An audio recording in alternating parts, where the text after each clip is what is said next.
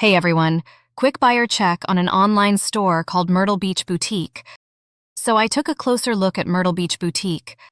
And honestly, there are a lot of red flags here that you should know about before spending any money.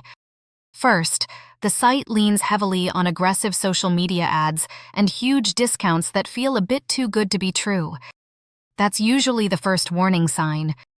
The product photos also look like generic manufacturer images that are often used across multiple low-trust sites.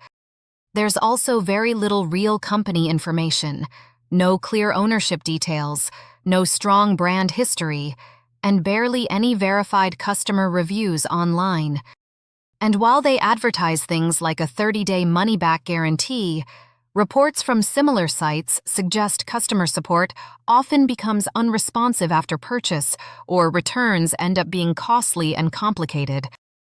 Bottom line, I would be very cautious here and probably avoid it.